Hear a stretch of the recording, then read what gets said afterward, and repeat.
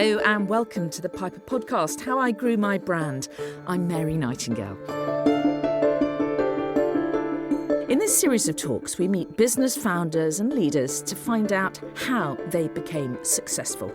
And we discuss the key moments of change along that journey to becoming a brand legend.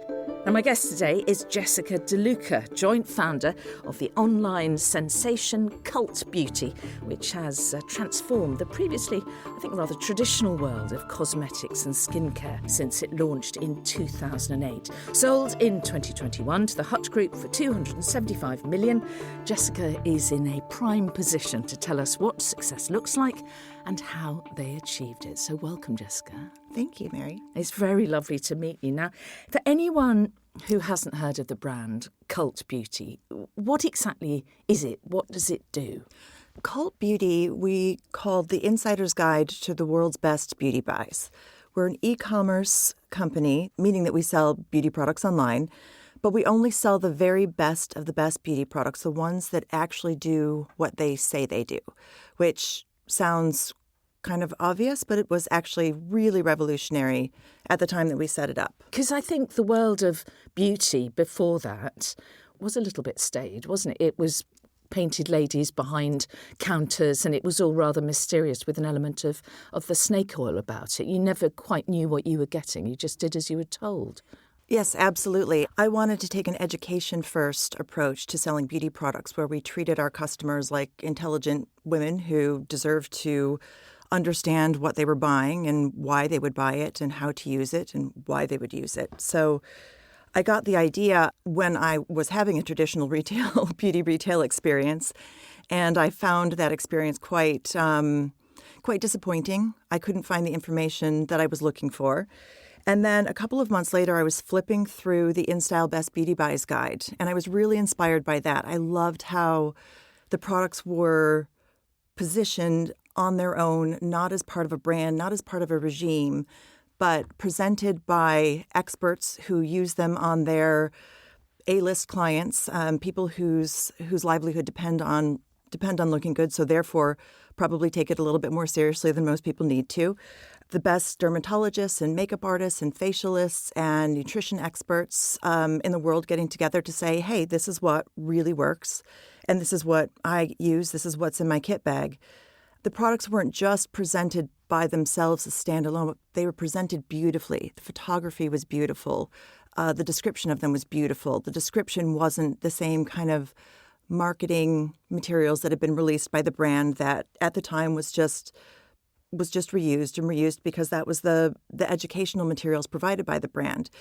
This was taking that information a step further and incorporating the scientific and real-world experience that the experts had and providing additional education about why. So was that the sort of light bulb moment where you thought, aha? Absolutely. And I was quite inspired by Net-a-Porter. If you think back to what the web looked like in 2005, 2006, it was pretty ugly.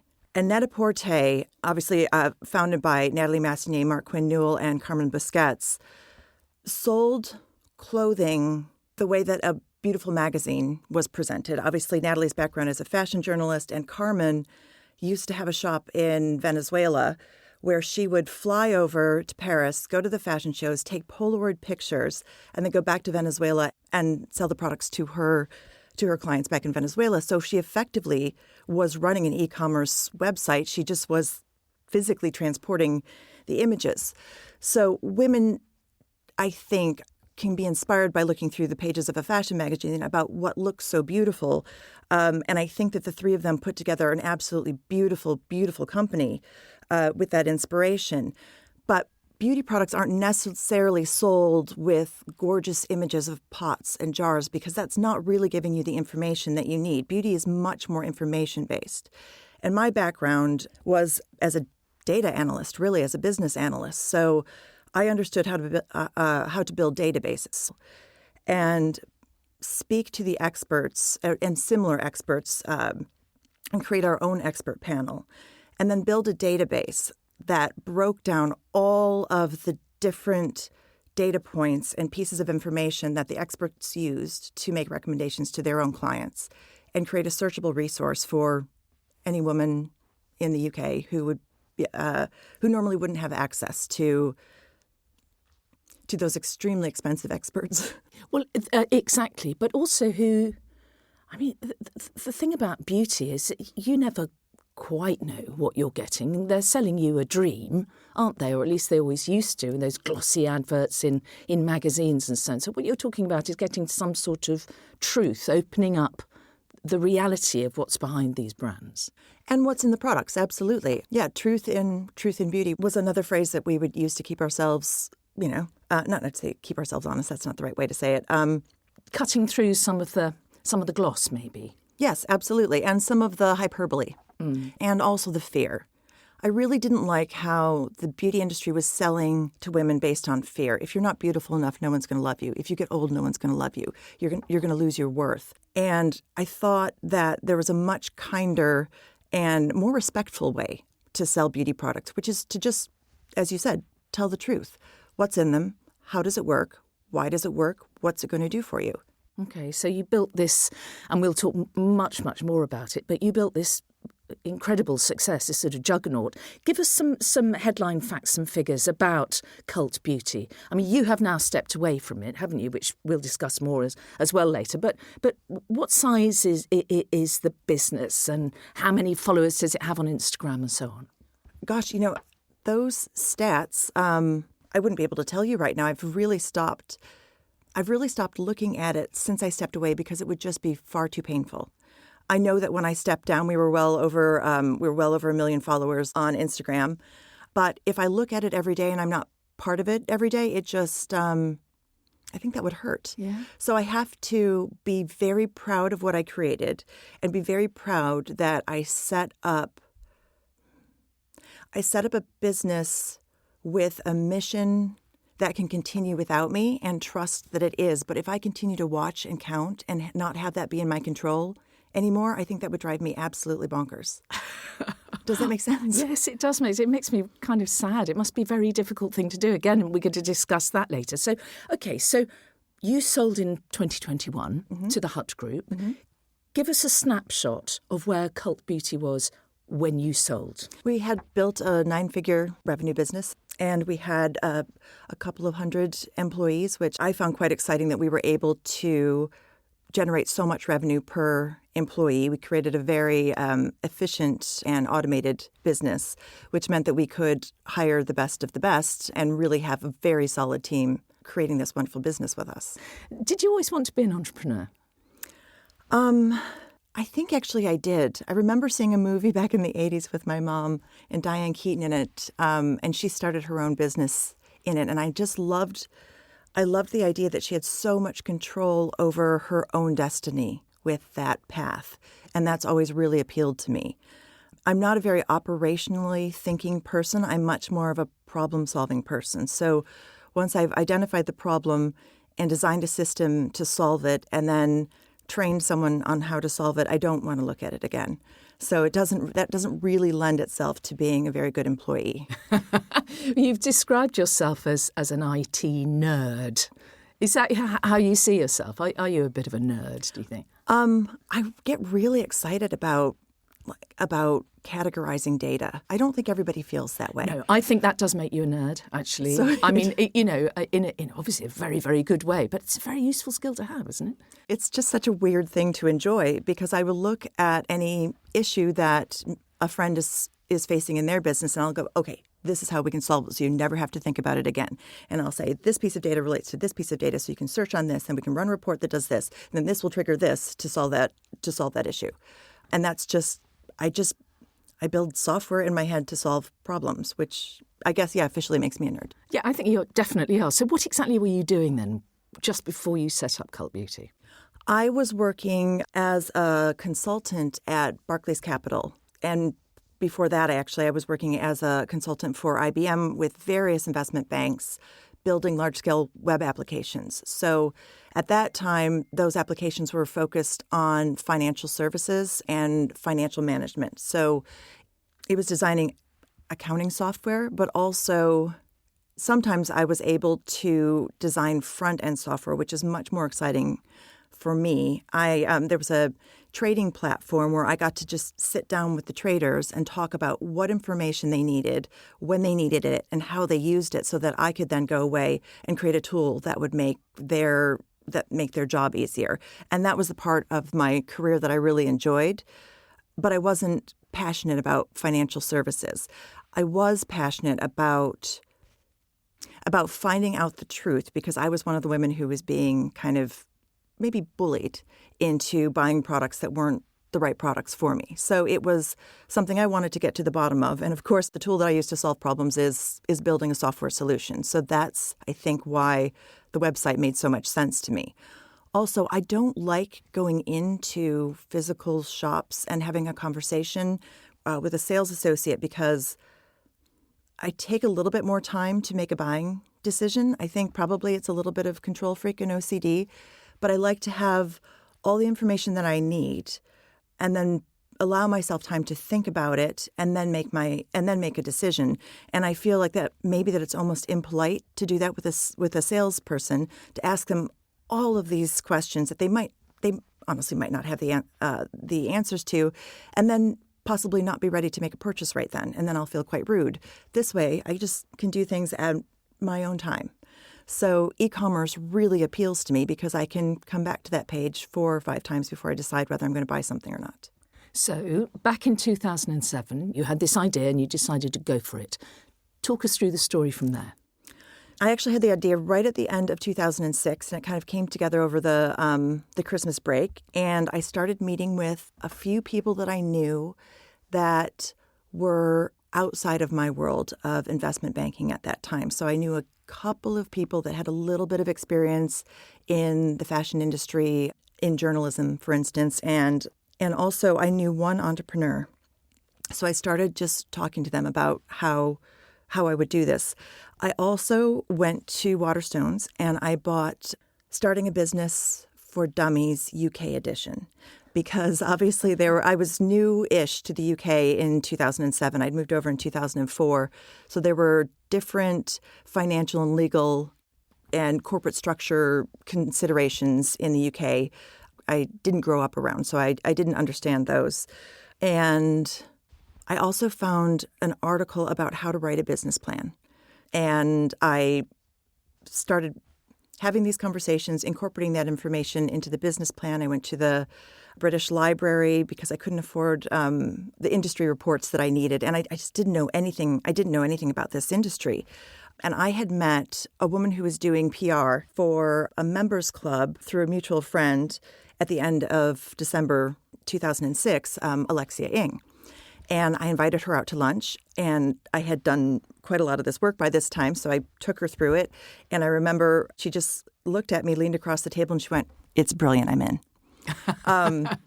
So she was still working full-time with the PR company, but would come over once a week in the evenings, and I would go through I remember going through the design of the homepage and showing her the navigation that I'd structured. And she, of course, had never built a website before. So she would go, "Oh, yes, that looks really good."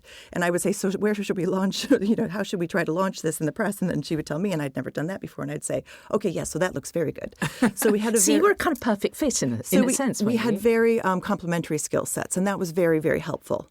I have another great friend, actually, who introduced me to one of the partners at Piper, which is how I'm here, who is incredibly well-connected and incredibly generous with her connections. Her name is Lucy Aikens, and she just introduced me to so many people that I could have wonderful conversations with to help me move this along. So I built the functional design of the website, which is basically the specification. So it's the database design on a piece of paper, all the tables laid out. It's mock-ups of what the pages should look like with the navigation, what information would be presented where, and descriptions of what the functionality on each page would be. And you knew exactly what you wanted at this point. I did, because I was building something that I wanted. And I think that's the secret of all successful businesses, is you're solving a real problem. And if you happen to be the demographic of the problem you're solving, then you have such an understanding of what's needed. And I knew that there would be other women out there who were not comfortable in the beauty department store or physical retail space, and we're looking for a different way and a more, I don't want to say educated, but a more informed way and less to make decisions. intimidating, maybe. Less intimidating, but also more open. If you walk into a department store, especially at the time, the brands are all set up pretty close together, and there are only certain products that are available there. There weren't any of the indie brands.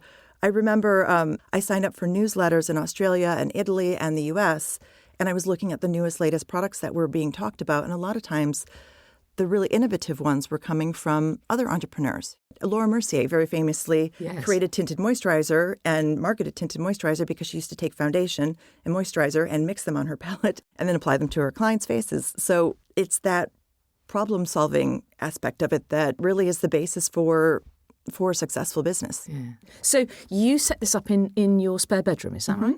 I had a two-bedroom flat that I shared with my husband, and he very graciously allowed me to turn one of our 2 bedrooms into an office. I remember having our first anniversary party out in the garden. I remember actually I was in the kitchen with our current editor, Verity Douglas, who's still with Cult Beauty. She came on as an intern, and she was a really big part of the success there. So we were we just begged, borrowed, and stole whatever, blagged, whatever we could to keep going. And we kept meeting people who believed in my vision. The goal was to find the very, very best products in the world, not to convince existing customers that they needed more of what we were already creating. I remember finding Invisible Zinc. It made sense to go to Australia to look for sunscreen because there were a lot of very pale people under a hole in an ozone layer there for quite a long time. So necessity being the mother of invention, as we've discussed, a lot of really advanced sunscreen technology had come out of Australia. So just discovering those cool, new, innovative brands was really, really fun. And we were so different from what existed before, and we did not have a huge advertising budget. So a lot of the glossy magazines weren't really interested in writing about us, but bloggers were. And influencers they're called now, but at the time they were called beauty bloggers, and they were being ignored by so many brands at the time because it just wasn't considered as prestigious. But the value of the search engine optimization from the links that the bloggers would send to our website, we're still reaping the dividends and benefits of that because those links each time they wrote about us just raised us up further and further and further in the Google rankings. Me having been the IT geek, understanding that at the time gave us such a competitive advantage because no one else was really paying attention at that time. So a company that really had not raised any money at all, pretty much, needed to find alternative ways of growth that I think a lot of companies will raise money and then spend a lot of it on advertising and marketing. And we just had to do the marketing ourselves. We needed to build relationships with bloggers. We needed to do PR. We needed to make sure that we leveraged Google, where our big competitors were the department stores that just weren't paying attention to it at the moment, and the brands themselves. A lot of the more established brands had been doing business a certain way for a very long time, and online just simply wasn't big enough to be of interest to them at that time, and it was unproven. So they didn't even see you coming? They didn't see us coming, and they weren't interested. I remember approaching one French brand who said, thank you, but we don't want to be on eBay. You're listening to the Piper podcast. My guest today, Jessica DeLuca, co-founder of Cult Beauty. This was 2008. It was the financial crisis. There must have been real challenges at that point. So how did you navigate your way through that? The biggest challenge for us was fundraising. We just couldn't hire enough people to do all the work that we wanted to do to grow as fast as we wanted to grow. However, we grew 300% year on year for the first 3 or 4 years. So we were getting quite a lot of traction, but we knew that if we could raise a little bit of money and hire someone who really understood marketing We needed a little bit of cash to be able to buy directly from the brands and improve our margins. There were so many little areas where a bit of cash would have made a big difference to the business, and we just weren't taken seriously. At the time, the professional investing world didn't really see the potential. And I think because the two of us didn't have experience in it, made it more difficult to raise funds, and also just the fact that we were women. I think this is an old stat, and it's getting better. But last year, or actually in 2020, I think 2.2% of VC funds raised went to women. And you're right, the financial crash, I think, probably exacerbated that quite a lot. We were seeing some traction. We launched in June of 2008, and then, of course, Lehman Brothers went out of business in September. So we saw that impact how willing people were to take a chance on a new business that they hadn't heard of before. Mm. Were you underestimated, do you think? You were young women in your 30s. Mm-hmm. I think so. We returned 157x to our investors.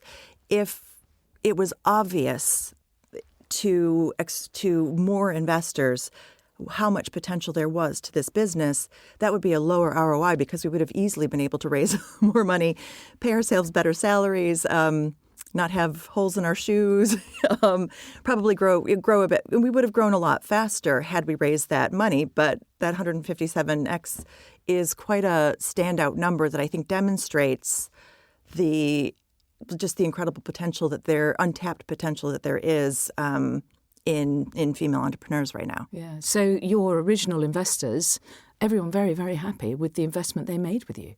I think so. Your partner was Alexia at this point, and then, as I understand it, you found another partner, another woman who had a background at QVC. Oh my gosh, yes, Stacia. When I was talking about how we were meeting wonderful people who understood our vision, this was Stacia. Stacia had 20 years of experience in beauty retail, and she saw what we were doing, and she cared so deeply about integrity and ethics in business. And she had a very, very serious career before Cult Beauty. She had started at Debenhams, and then she was head of beauty at QVC. And then we had a meeting with her about a brand that she was doing some work with. And she understood the mission of Cult Beauty and wanted to be part of it. And we just could not afford to pay her. So she continued consulting for a few brands to pay the bills because we sorted out a commission structure with her. And I think her first paycheck was, it was £4.37 for the month. And she stayed with us for 13 years and built that business up and really She brought a commercial understanding that helped accelerate our growth massively. She brought an incredible network of contacts in the beauty industry. She brought a discipline of understanding the beauty industry to us. And she brought her incredible work ethic as well. I don't think Cult Beauty would be where it is without Stacia having taken that chance on us. How soon was it that you realised you had a big success on your hands? Gosh, that is such a... When you're in it and you're working 12 to 18 hours a day on it and thinking about it every waking moment, the change is so incremental. But 300% growth in your first year. And it didn't feel like a huge success then. And I think sometimes I'm still reminded. I think when we met and you said congratulations to me, I'm then reminded, and it hits me. It is really hard to know. Okay. Should we turn this around? And were there dark moments when you doubted what you'd set in motion? No, I always believed in telling the truth. I always believed in focusing on the second sale and the third sale instead of the first. I always believed in the ethics of how we were doing business. But we had a moment where we decided to raise some money. We've been discussing actually doing a proper funding round outside of friends and family. And what year are we talking here? This is the end of 2010. Okay, so you're 2 years odd. Yep. In. Okay. And by this time, we know enough about what we're doing, and we've got this incredible track record of 300% year-on-year growth. The numbers were really incredible. And with the help of some friends and family who had a little bit of experience in the area, we put together a deck, an investment deck, and a deal sheet, and we floated it, and it got snapped right up by someone who had a lot of experience in retail and had a 9-figure net worth at the time, and also had a lot of experience in fundraising, which we didn't. We were just so green. So he just kept asking more questions and dragged the process out for such a long time. But it was always just about to close, And about 4 months into this, he offered us, we were trying to raise £250,000. He offered us £250,000 for the entire business because he thought he'd put us into such dire straits that we wouldn't be able to recover from it. And we obviously told him no. And then I remember I woke up about 4 o'clock or 4:30 in the morning, and I grabbed my notepad, and I just wrote down all of our expenses, all of our income, and built a P&L sitting up in bed, just how to save Cult Beauty. We needed to make sure that we couldn't count on any money coming in, and we needed to make sure that the company would be profitable so that we would never be at anyone's we'd never be at risk like that. No one could ever do. And how big were you at this point? Can you my remember? gosh. I feel like we were probably doing about £600,000 at this time. Okay. Yeah, I'd have to look back. It seems to me like you're describing a situation where you really felt quite vulnerable because the vultures were kind of circling and there were lots of people who saw some real potential there and wanted to get it on the cheap. So before we accepted this offer that then turned into I'll just take the whole business, thank you very much. Mm-hmm. we'd gone to New York when I'd presented at an event called Fashion Vest. I presented the deck that we built, and we got some interest from a VC over in the U.S. who said, we don't invest in the U.K., but I'll introduce you to a partner in the London firm. And the partner that he introduced us to was William Reeve. And William Reeve is a prolific and very successful entrepreneur and investor. And he is also incredibly generous with his contacts and also his advice. There's more than one time William got a frantic call from me saying, what do I do? And he always made time for me. He, at the time, was not in the cycle of his investing where it would have made sense for him to write us a big check. So he introduced us to quite a few people that he knew that had experience in the space that were in that period of investment cycle. And we ended up bringing on Mark Quinn-Newell from Net-a-Porter. He has a genius around e-commerce. He's an incredibly talented analyst with an understanding of marketing.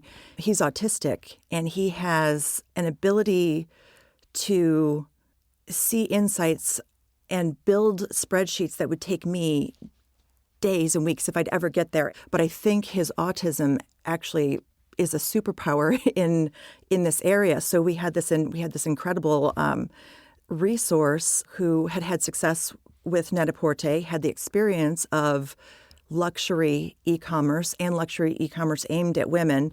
And he had also exited from Net-a-Porter, so he had money to invest in the company. In a subsequent fundraising round, he brought in Carmen Busquets, who, as one of the co-founders and the largest investor at Net-a-Porter, also just from, I love that story of how she used to bring the Polaroids back and forth from Paris to Venezuela. What a pioneer in fashion and e-commerce and luxury.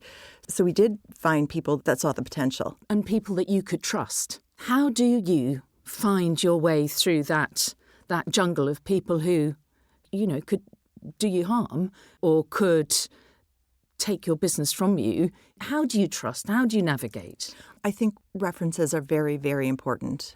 I think being part of a network of other entrepreneurs where you can be honest about what struggles you're facing and who you're talking to is very helpful. There's a group here that I belong to called Founders, and it is a group of entrepreneurs who share experiences and resources and advice, and that didn't exist at the time when I was setting up Cult Beauty. But if it had, that would have saved us so much heartache.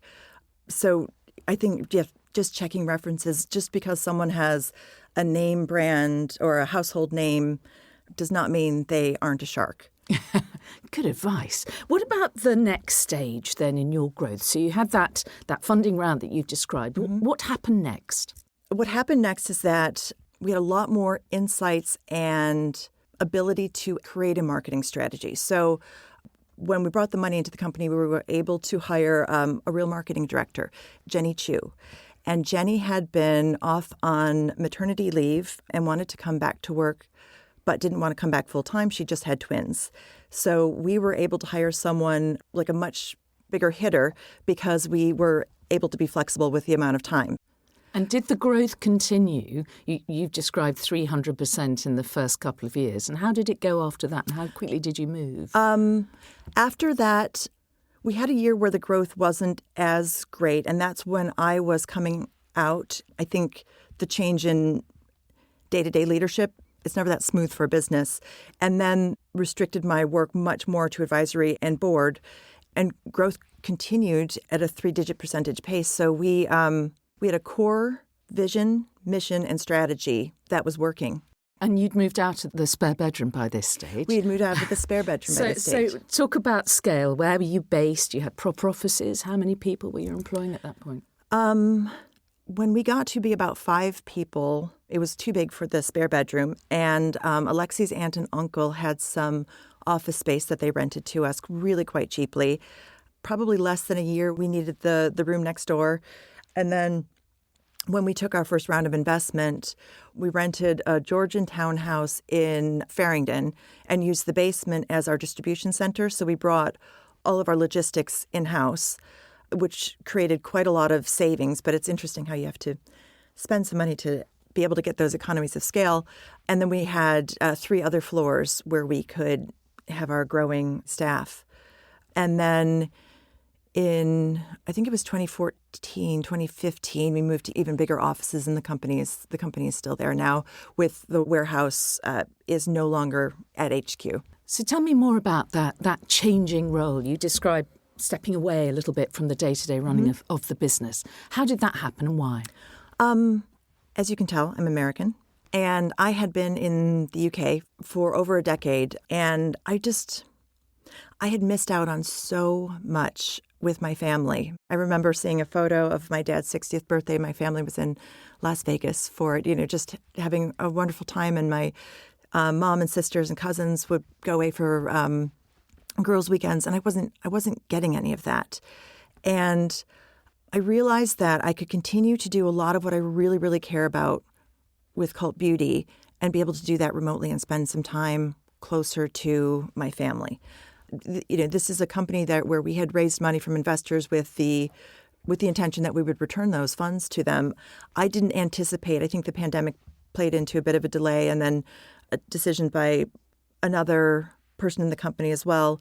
I didn't anticipate that we would take such a long time to sell. So really, when I stepped back, I wanted to make sure that I wasn't stuck in an earn-out situation where I wouldn't be able to go back to see my family. So I was really positioning myself to be able to stay on as in an advisory role, doing the things that I cared the most about, which is the product.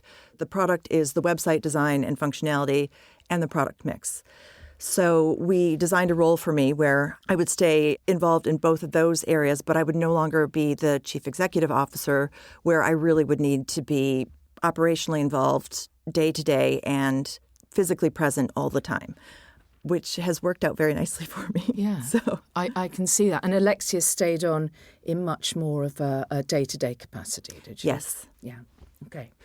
Piper talks about building brand legends, and this is brands staying resolutely true to their purpose. What is Cult Beauty's purpose? Cult Beauty's purpose is to be a trusted source for people to get real information about which products really work and which products don't. The purpose is to take the anxiety, fear, stress, out of the beauty buying experience. And now even broader than that into wellness, which is obviously a huge part of beauty. That's the core purpose. And if everyone keeps their eye on the prize of retaining that trust, then it all comes together. It's always about focusing on the second sale, not the first sale. Focusing on creating loyal customers by treating them the way that we want to be treated. It's the golden rule. Telling the truth, treating people as if they're intelligent beings, and having fun finding just cool, innovative, exciting new products. The litmus test for a new product coming onto Cult Beauty is that you would run to your best girlfriend and say, oh my God, you have to try this. You have to try this right away. It's the best thing I've ever found. That's what the goal is with every product selection. And of course, with brands, a particular brand has to be better and different to make it a brand legend. What is it that makes Cult Beauty better and different? I think the better part is really, really important because it doesn't matter so much about different for the sake of being different, but it's that you're actually solving a problem and making someone's life slightly better by doing so. That's the most important thing. I remember very early on, getting a letter from a customer in Italy who had been buying from us and telling us that the products that she'd bought from us had transformed her skin and therefore her level of confidence, and that her husband had never seen her as confident and comfortable in her own skin. And it actually, I think Lex and I both cried when we saw that. And it still makes me tear up because we had always said, we are not curing cancer, but if we're making people feel a little bit better about themselves and having a little bit better experience of life, that's something really worthwhile. That is, to me, a purpose. This was an issue.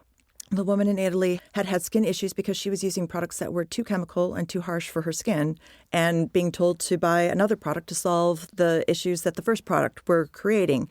And instead, our website's information was able to steer her towards something that really worked for her, and therefore she had a slightly better experience of life.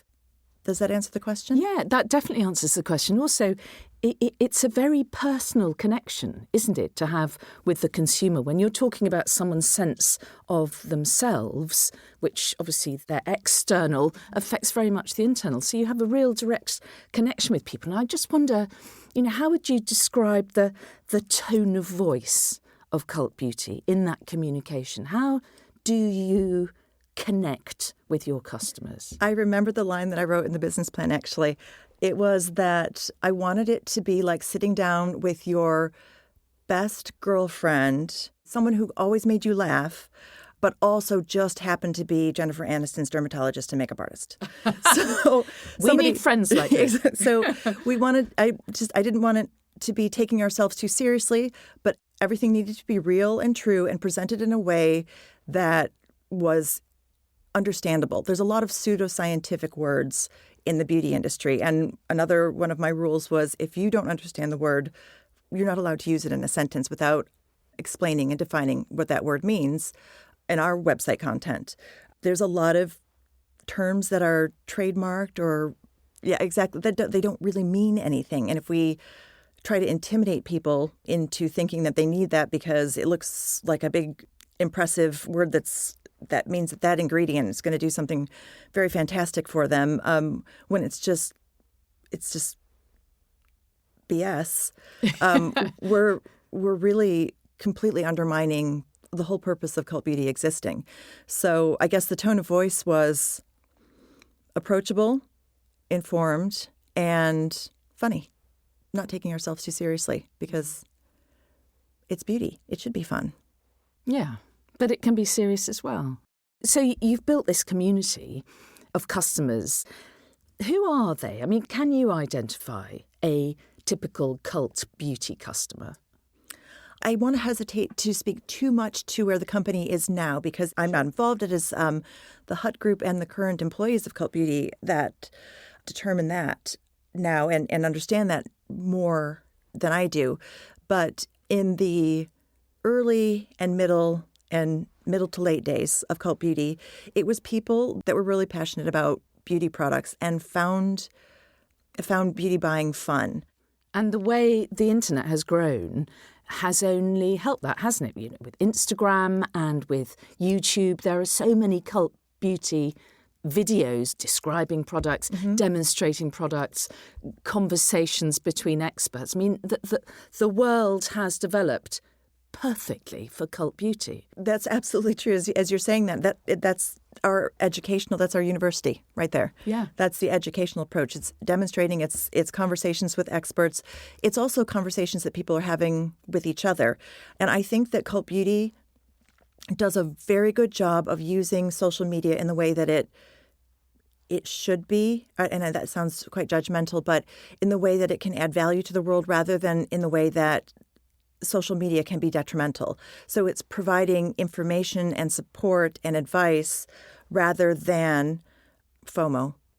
I'm really proud of how the PR and marketing team at Cult Beauty has used social media as an educational tool rather than, which very easily could have happened, is sliding back into that selling by fear, which has happened a lot on social media. And I think Cult Beauty's navigated that very gracefully. Or selling by envy. Yes. You know, because the world of beauty is potentially very toxic, isn't it? We look at glossy magazines. I mean, this is not a new insight at all, but you see these beautiful faces, the supermodels, the very slender, the perfect of complexion. And so it can be an intimidating and dispiriting world, can't it? So how has Cult Beauty managed to navigate that, to make it a supportive and educational experience, do you think? Well, I think the word educational is exactly how it has.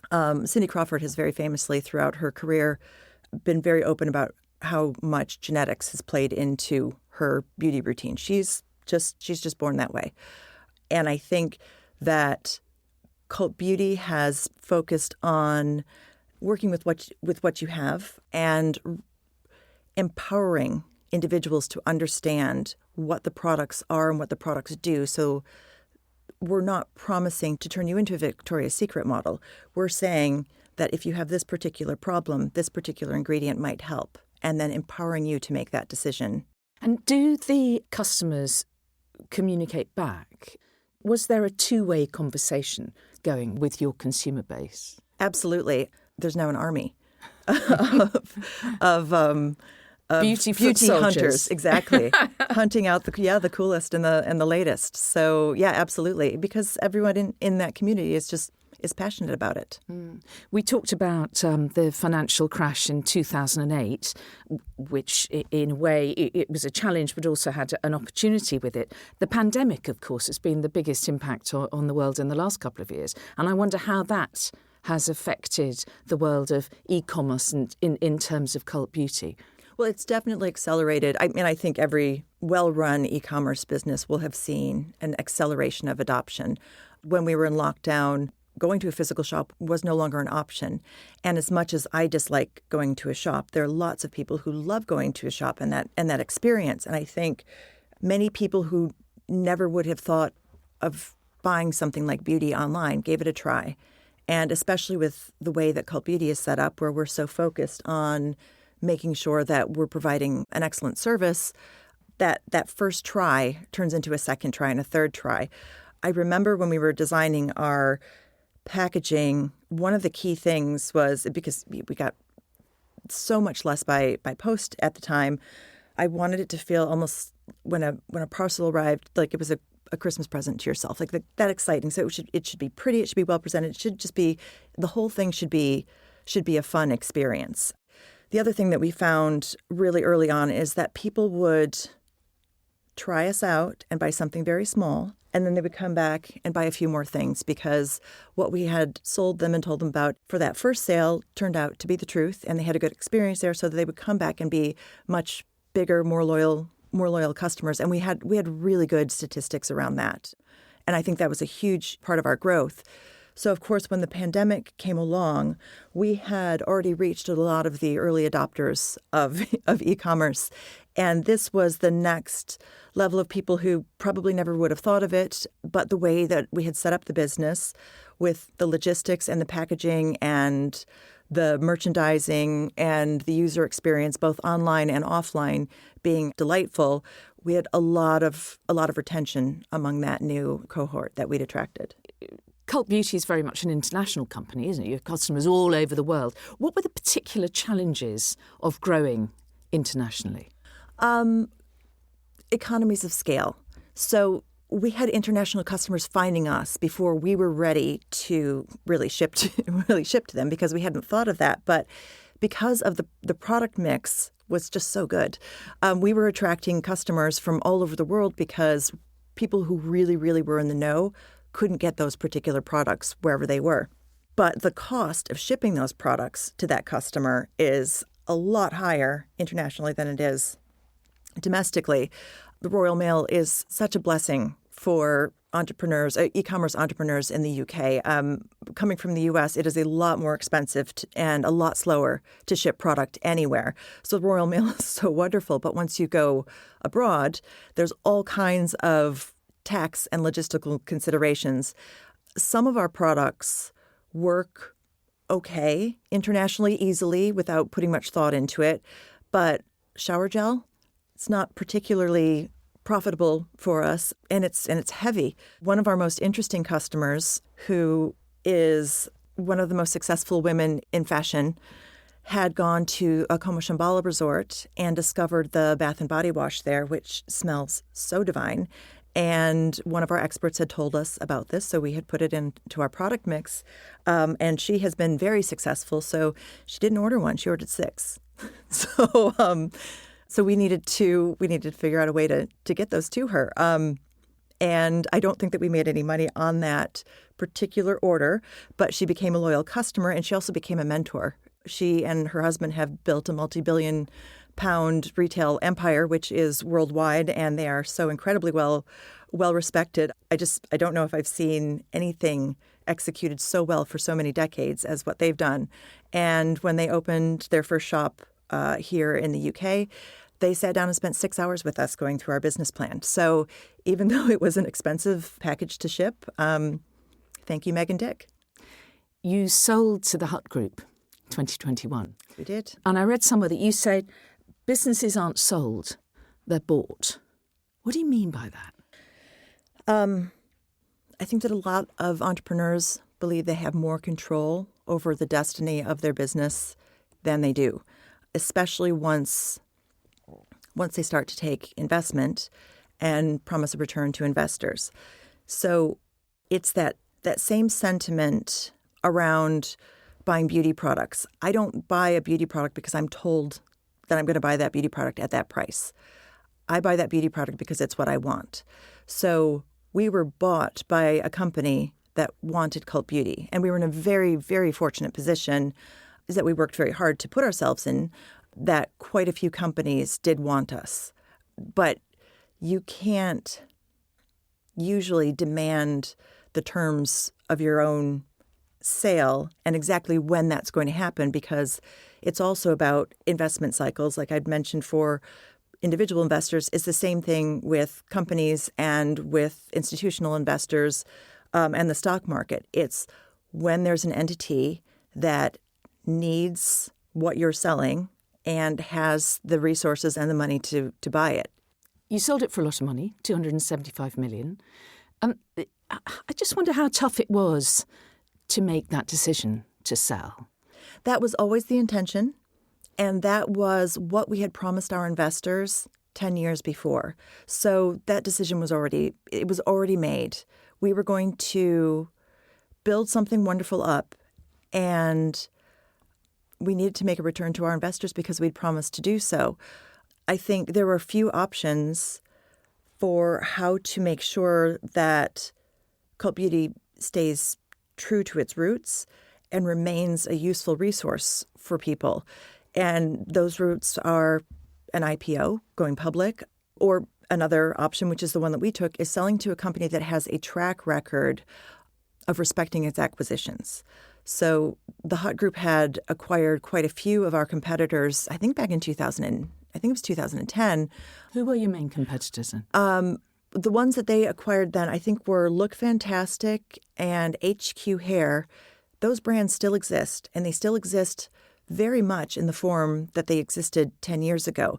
They weren't absorbed, they weren't caught and killed, which I think could have been a real danger for cult beauty, because we do things differently, and so therefore can be threatening to an industry. So the fact that the Hut Group had a decade-long track record of having respected the brands that they'd acquired made them a very obvious partner for us. And you say we had to sell because that's what we promised our investors, but that doesn't make it necessarily any easier.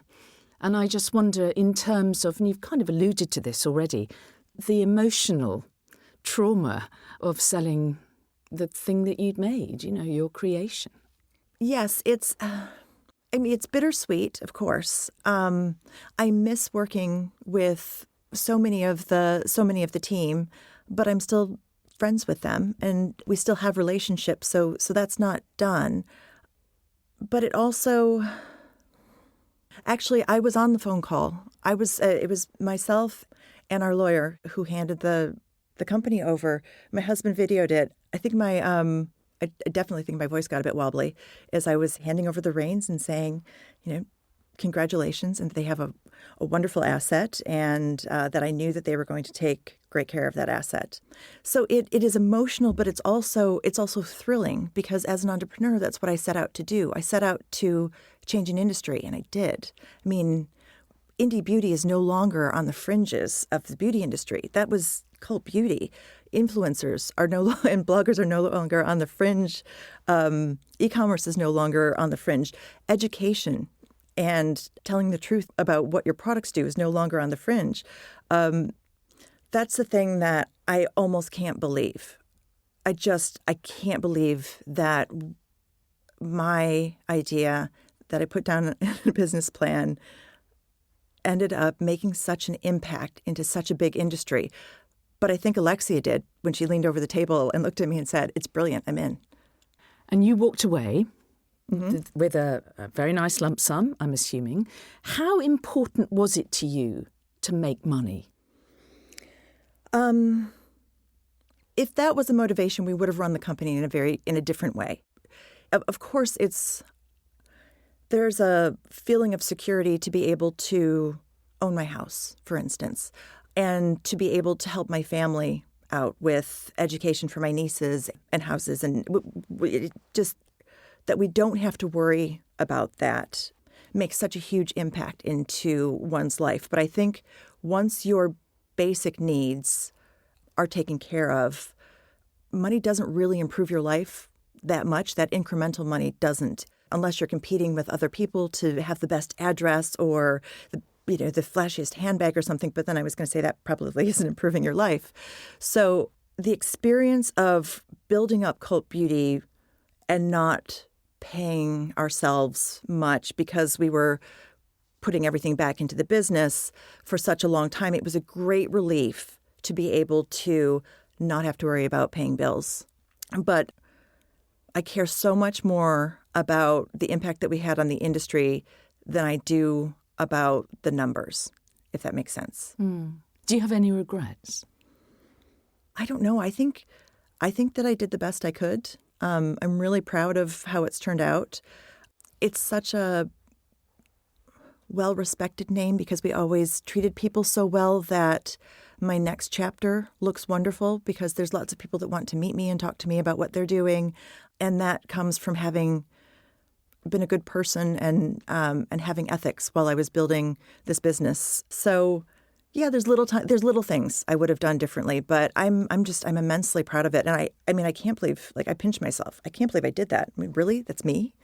The girl from Michigan? Seriously? I did that? It's just wonderful. Okay, so if there's someone else who wants to do something similar to what you did, what advice would you give them? It sounds so American and cheesy, but it's about following your heart because it's something I cared passionately about. It was a problem that I was coming across. And then when I say my heart, I guess I mean my value system. I built something that I'm proud of. So that all comes back to being authentic about and understanding who you are, what you care about making a difference in, what upsets you when you see it in the world, and how can you fix it, and why do you want to fix it? Asking yourself those questions.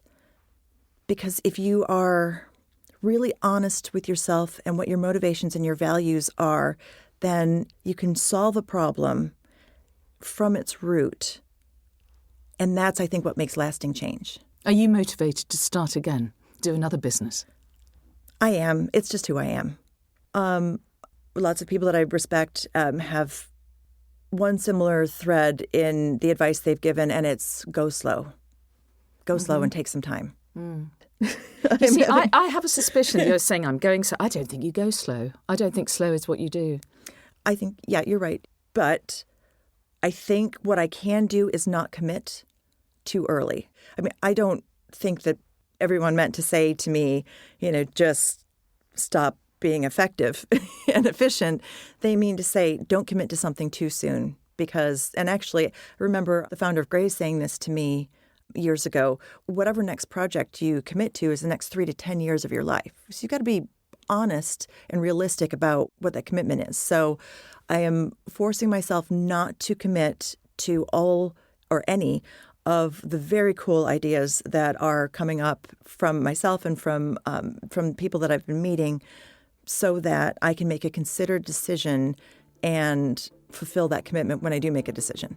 It's really interesting that it's just a question of too much, in a way, coming your way now. Too many choices, which is a wonderful position to be in, isn't it? It is, but it's also the paradox of choice, right? Yeah. And then the pressure to get it right and to not allow yourself to second guess once you do decide. But also, and I know it's so cheesy and American, but if it speaks to your heart, if it makes your heart sing, then you know you've made the right decision. With Cult Beauty, I would wake up thinking about it and go to sleep thinking about it. And I only ever wanted to talk to Alexia because we lived and breathed it. We loved it, absolutely loved it. So once you feel like that about a project, that's when you know you're on the right track. And yeah, it's the heart singing is really important.